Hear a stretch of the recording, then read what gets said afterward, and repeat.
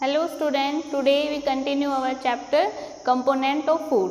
Previous video मैंने आपको बताया था water is also a important part of our diet. क्यों? क्योंकि हमारी बॉडी में बहुत इंपॉर्टेंट रोल प्ले करता है वाटर। हमारी बॉडी में ट्रांसपोर्टेशन का में हेल्प करता है, एक्सक्रीशन उसको बाहर निकालने में हेल्प करता है और हमारी बॉडी के टेम्परेचर को रेगुलेट करने में हेल्प करता है। तो अगर वाटर है हमें कहाँ से मिलता है? फ्रेश वेजिटेबल्स, फ्रूट्स लेते हैं, वाटर जैसे हम मिल्क ले रहे हैं, टी है, कोल्ड ड्रिंक्स है, उसके थ्रू भी वाटर हमारी बॉडी के अंदर जाता है। और वह हमें वैसे ही सिंपल प्लेन वाटर भी रेगुलर लेना चाहिए। नाउ डिहाइड्रेशन एक टर्म है। डिहाइड्रेशन में क्या होता है? Excess loss of water. ठीक है, excess loss of water from the body. हमारी बॉडी से जब पानी बहुत ज़्यादा एक्सेस अमाउंट में बाहर निकलता है तो वो क्या कहलाता है? डिहाइड्रेशन। डिहाइड्रेशन कंडीशन में पेशेंट को हम क्या देते हैं? ORS। आप लोगों ने कॉमनली सुना होगा कि जब किसी को बहुत ज़्यादा लूज मोशन होते हैं, वॉमिटिंग होती है या पानी की कमी हो जाती है तो उसको ORS सॉल्यूशन दिया जाता है। ORS का फुल फॉर्म है ओरल रिहाइड्रेशन सॉल्यूशन। मतलब कि उसको ओरल यानी कि माउथ के थ्रू हम रिहाइड्रेट वाटर देते हैं जिससे उसकी बॉडी में जो वाटर का जो लॉस हुआ है, ज़्यादा वाटर लॉस हुआ है, वो रिगेन हो सके। नाउ नेक्स्ट हमारा जो टॉपिक है food fat test. Food test हमारी बॉडी में हमारे फूड में बहुत से क्या है? न्यूट्रिएंट्स प्रेजेंट हैं, लेकिन उनका अमाउंट कुछ न्यूट्रिएंट्स ज़्यादा होते हैं, कुछ कम होते हैं। तो वो हमें कैसे पता चलता है? कुछ टेस्ट हम करते हैं जो वो हमें बताएगा कि हमारे फूड में कौन सा जो न्यूट्रिएंट्स है वो कितने अमाउंट में प्रेजेंट है। तो उसके लिए एक कॉमन टेस्ट जैसे स्टार्च है, आपको स्टार्च टेस्ट करना है तो उसके लिए आप क्या करोगे? फूड सैंपल लेना है, उसके अंदर आयोडीन सॉल्यूशन डालना है। अगर आपके फूड का जो कलर है, जो सैंपल आपने लिया था वो ब्लू ब्लैक हो जाएगा तो इसका मतलब आपका जो फूड सैंपल है उसके अंदर क्या प्रेजेंट है? Starch. Now food fat. Food fat क्या होता है कि बहुत से लोग ऐसे सोचते हैं फूड के बारे में कि हम जितना ज़्यादा महंगा फूड लेंगे उसमें न्यूट्रिशन उतना ज़्यादा होगा, लेकिन ये सिर्फ उनकी एक सोच है, ऐसा नहीं है। क्योंकि जो सस्ते फूड भी हैं उनमें भी क्या है? न्यूट्रिशन बहुत ज़्यादा होता है। जैसे ग्राउंडनट, मूंगफली है, उसमें बहुत ज़्यादा अमाउंट में फैट होता है। किसके कंपैरिजन में? जो आप काजू लेते हो उसके कंपैरिजन में, लेकिन उसकी कॉस्ट क्या है? काजू से बहुत ज़्यादा कम होती है। इसीलिए हमें फ्रेश वेजिटेबल्स और सीजनल वेजिटेबल्स खाने चाहिए, उनके अंदर न्यूट्रिशन ज़्यादा होता है। कंपैरिजन जब हम नॉन सीजनल वेजिटेबल्स लेते हैं वो कॉस्टली भी होती हैं और उसमें न्यूट्रिशन भी क्या होता है? कम होता है। नाउ नेक्स्ट है मेंटेनेंस बैलेंस डाइट। हमारी जो बैलेंस डाइट है, बैलेंस डाइट क्या होती है? A diet which contain all the nutrients in proper amount and in proper quantity, जिसमें सारे न्यूट्रिएंट्स प्रॉपर अमाउंट में प्रेजेंट हो, वो क्या होगा? Balance diet. ठीक है, बैलेंस डाइट जो है हर एक पर्सन के लिए कॉमन नहीं होती। मतलब कुछ पर्सन है जो हैवी वर्क करता है या बाहर फिजिकल काम ज़्यादा कर रहा है तो उसकी डाइट में कार्बोहाइड्रेट, फैट है वो ज़्यादा होना चाहिए। जैसे ग्रोइंग चिल्ड्रन है, बढ़ते हुए बच्चे, उनकी जो डाइट है उसमें प्रोटीन ज़्यादा होना चाहिए। तो जो डाइट है वो सबके लिए एक जैसी बैलेंस नहीं होगी, उनके काम के अकॉर्डिंग, एज ग्रुप के अकॉर्डिंग बैलेंस डाइट में जो न्यूट्रिशन है उसका अमाउंट अलग अलग होता है। लेकिन जिस एज ग्रुप में हैं, जो काम कर रहे हैं, उसके अकॉर्डिंग हम प्रॉपर अमाउंट में जब फूड न्यूट्रिएंट्स लेते हैं वो क्या होगी? आपकी बैलेंस डाइट। मतलब क्वालिटी और क्वांटिटी दोनों आपकी डाइट में होनी चाहिए। नेक्स्ट है मेंटेनेंस ऑफ फूड क्वालिटी। हमारे जो फूड है, आपने अच्छा फूड चूज कर लिया, लेकिन अब उसको मेंटेन करना भी जरूरी है। सिर्फ अच्छा फूड चूज करना ही या ले आए हो घर पे उतना ही काफ़ी नहीं है, उसको कैसे आप मेंटेन करोगे, कैसे उसको आप कंज्यूम करोगे, कैसे स्टोर करोगे, ये भी डिपेंड करता है। तो उसमें सबसे पहले है रॉ फूड, यानी कि जो कच्चा फूड, कोई भी जो रॉ फूड होता है, जो कच्चा फूड अब आप लेके आ रहे हो मार्केट से, उसको कैसे आपको मेंटेन करना है? प्रॉपरली उसको वॉश करोगे, प्रॉपरली आप पीलिंग ज़्यादा नहीं करनी है आपके फूड की, अच्छे से उसको स्टोर करना है। नेक्स्ट है प्री कुकिंग प्रिपरेशन, यानी कि कुकिंग से पहले, जब आप खाना पकाते हो उससे पहले आपको जो प्रिपरेशन है वो किस तरीके से करनी है। जैसे जो वेजिटेबल्स हैं उसकी पीलिंग ज़्यादा नहीं करनी चाहिए। अगर ज़्यादा आप पीलिंग कर रहे हो तो उससे न्यूट्रिशन क्या होते हैं, पील के बाद न्यूट्रिशन जो है वो लॉस होंगे।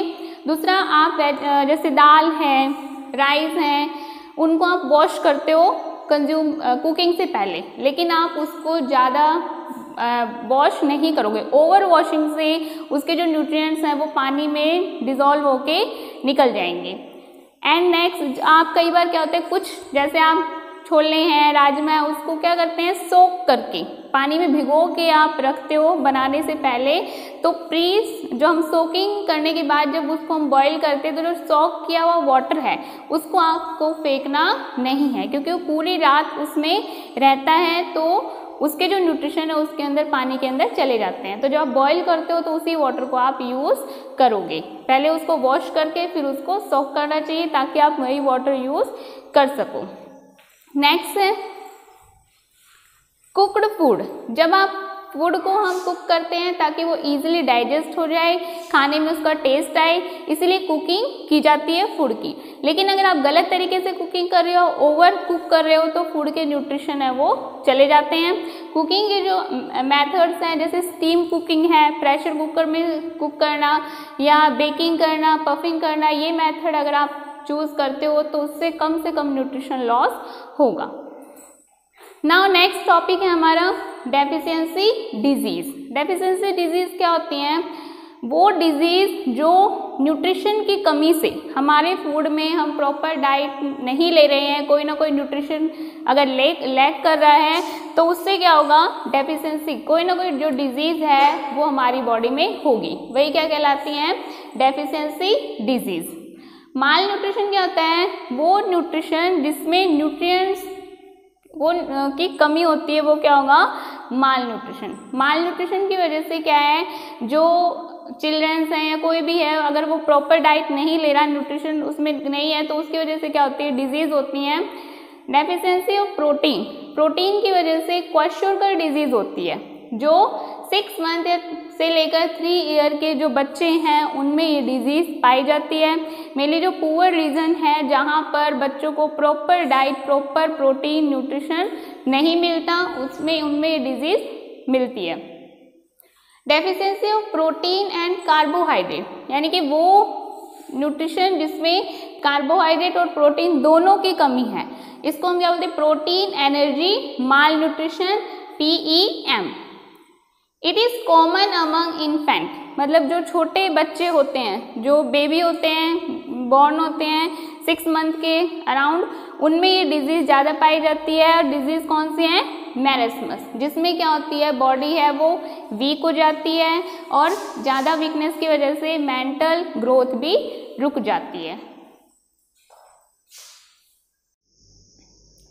Good morning student. Today we are study about deficiency of vitamins. Deficiency disease मैंने आपको प्रीवियस वीडियो में बताया था। डेफिशिएंसी डिजीज़ वो डिजीज़ होती हैं जो किसी न किसी न्यूट्रिएंट्स की कमी की वजह से हमारी बॉडी में होती हैं। अगर हम हमारे फूड में प्रॉपर डाइट नहीं ले रहे हैं और प्रॉपर न्यूट्रिशन नहीं ले रहे हैं तो उसकी वजह से हमें जो डिजीज़ होती हैं वो क्या होती हैं, डेफिशिएंसी डिजीज़। अब हम स्टडी करेंगे डेफिशिएंसी ऑफ विटामिन्स, मतलब डेफिशिएंसी विटामिन्स की कमी से कौन कौन सी डिजीज़ होती हैं। आप लोगों को मैंने पहले बताया था कि हमारे जो फूड हैं उसमें जो विटामिन्स हैं वो कई टाइप के विटामिन्स होते हैं, जैसे vitamin A, B, C, D, E, K। तो अलग अलग जो विटामिन्स हैं उनकी कमी से अलग अलग डिजीज़ होती हैं। जैसे सबसे पहले है विटामिन A। विटामिन ए है वो हमारी आइज़ के लिए बहुत अच्छा होता है। तो अगर आप अपनी फूड में प्रॉपर विटामिन ए नहीं लेते हो, ग्रीन वेजिटेबल्स, फ्रूट्स नहीं खाते हो, तो उससे क्या है, जो आपकी आई है, आई साइट है, वो क्या हो जाती है, वीक हो जाती है। तो इससे जो डिजीज़ होती है उसको हम कॉमनली बोलते हैं नाइट ब्लाइंडनेस, मतलब जो पर्सन होता है जो इससे अफेक्टेड होता है उसको डिम लाइट में नहीं दिखाई देता प्रॉपर। तो ये किसकी वजह से होता है, विटामिन ए की वजह से। सेकेंड जो हमारा विटामिन है विटामिन बी। विटामिन बी को हम बी कॉम्प्लेक्स भी बोलते हैं। क्यों? क्योंकि विटामिन बी में बहुत सारे विटामिन हैं, जैसे विटामिन B1, B12, B6, तो इसीलिए ये विटामिन बी कॉम्प्लेक्स भी बोला जाता है। तो विटामिन बी की कमी से जो डिजीज़ होती है उसका नेम है बेरी बेरी। बेरी में जो आपके हैं प्रॉपर ग्रोथ, आपके जो लिम्स हैं, हैंड लेग्स हैं, वीकनेस है, उसमें बेरी में क्या होगा, प्रॉपर ग्रोथ आपके नहीं होगी। नेक्स्ट है विटामिन सी। विटामिन सी है, उससे जो डिजीज होती है उसका नेम है स्कर्वी। स्कर्वी है वो विटामिन सी की कमी से होती है। इसमें मेन जो हमारे गम्स हैं, गम्स में ब्लीडिंग होती है, हमारे टीथ हैं वो लूज होते हैं। तो ये मेनली किसमें पाई जाती है, जितने भी सिट्रस फ्रूट हैं, यानी कि जो खट्टे हैं, जैसे लेमन है, आंवला है, गवावा है, उसमें कौन सी विटामिन प्रेजेंट होता है, विटामिन सी। नाउ नेक्स्ट है विटामिन डी। पहले मैंने आपको बताया था कि जो विटामिन डी है वो कहाँ से आपको मिलता है, सनलाइट से। सनलाइट में अगर आप अपनी बॉडी को एक्सपोज करते हो तो हमारी बॉडी में विटामिन डी सिक्रीट होता है। विटामिन डी हमारी बोन्स के लिए, प्रॉपर जो बोन है उसकी स्ट्रेंथ के लिए इम्पॉर्टेंट होता है। तो इसकी कमी से जो डिजीज होती है वो उसका नेम है रिकेट्स, जिसमें हमारी जो लेग्स हैं उसकी जो बोन है वो बैंड हो जाती हैं। नेक्स्ट है विटामिन ई। विटामिन ई है, उसकी वजह से कौन सी डिजीज होती है, जो रिप्रोडक्टिव डिसऑर्डर है वो किसकी वजह से होता है, विटामिन ई की वजह से। नाउ विटामिन के है, उसकी वजह से क्या होता है, आपकी जो ब्लड है, ब्लड क्लोटिंग नहीं होती। ब्लड क्लोटिंग का मतलब है अगर आपको बॉडी में कहीं पे अगर घाव लग गया तो आपका जो ब्लड है वो थोड़ी देर के बाद क्लोट होने यानी कि रुक जाता है, बहता नहीं रहता। तो वो किस वजह से होता है, क्योंकि आपका जो ब्लड है उसके अंदर ब्लड प्लेटलेट्स होती हैं और वो क्लोटिंग में हेल्प करती हैं। और किससे इंक्रीज होंगे वो, विटामिन के से। नाउ डेफिशिएंसी ऑफ मिनरल की कमी से, जैसे विटामिन की कमी से डिफरेंट डिजीज होते हैं, डिफरेंट विटामिन हमारे फूड में प्रेजेंट होते हैं, ऐसे डिफरेंट मिनरल्स भी हमारे फूड में हम लेते हैं। तो अलग अलग जो मिनरल है उससे अलग अलग डिजीज होती है। जैसे सबसे पहले है कैल्शियम। कैल्शियम आप लोगों को पता होगा हमारी बोन्स हैं, टिथ हैं, उसके लिए ये क्या है, इम्पॉर्टेंट है। तो अगर आप कैल्शियम है प्रॉपर अपनी डाइट में नहीं लेते तो उससे क्या होगा, आपको रिकेट्स जैसी डिजीज हो सकती है। नेक्स्ट है आयरन। आयरन है ये, इसकी कमी से क्या होता है, एनीमिया। एनीमिया में क्या होता है, हमारे ब्लड में हीमोग्लोबिन की कमी हो जाती है। हीमोग्लोबिन अगर आपकी बॉडी में कम हो गया, ब्लड में कम हो गया, तो उससे क्या है, आपकी बॉडी को प्रॉपर ऑक्सीजन नहीं मिल पाता। Now next iodine. आयोडीन की कमी से जो डिजीज होती है उसका नेम है ग्वाइटर। ग्वाइटर कहाँ पे, आपकी जो नेक है, थायराइड जो ग्लैंड है वो बल्जिंग आउट हो जाती है, फूल जाती है, तो वो उस डिजीज का नेम क्या है, ग्वाइटर। ये आयोडीन कहाँ, जो आपके सी फूड्स हैं उसमें आयोडीन प्रेजेंट होता है। फ्लोरीन है, फ्लोरीन की वजह से क्या है, जो आपके गम्स हैं, टिथ हैं, उनमें उसमें क्या है, ये डिजीज क्रिएट करता है। नाउ मिड डे मील।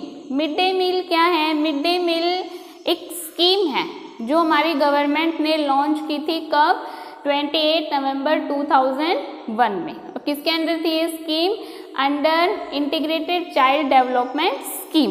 इसके अकॉर्डिंग जो हमारे जो गवर्नमेंट स्कूल हैं वहाँ पर जो बच्चे हैं उनको फ्री में न्यूट्रिशियस फूड दिया जाता है। मिड डे मील मतलब जो उनका मिड डे लंच होगा वो उनको कहाँ से मिलेगा, स्कूल से मिलेगा। इससे बेनिफिट ये है कि जो पुअर रीजन में जो चिल्ड्रंस हैं उनको प्रॉपर न्यूट्रिशियस फूड मिलता है, उनकी बॉडी में न्यूट्रिशन की कमी नहीं होती। सेकंड क्या है कि बच्चे एजुकेशन के लिए क्या है, स्कूल आते हैं। क्यों, क्योंकि उन्हें वहाँ पर बेनिफिट ये है कि उन्हें फूड भी मिल रहा है, तो स्कूल आने के लिए वो ज़्यादा तैयार होते हैं। और थर्ड इसका बेनिफिट ये है कि जो बाकी जो स्टूडेंट्स हैं उनमें इक्वलिटी की जो भावना है वो, क्योंकि सबको वो मिड डे मील मिलता है, तो बच्चों में इक्वलिटी की भावना है वो डेवलप होती है। Thank you.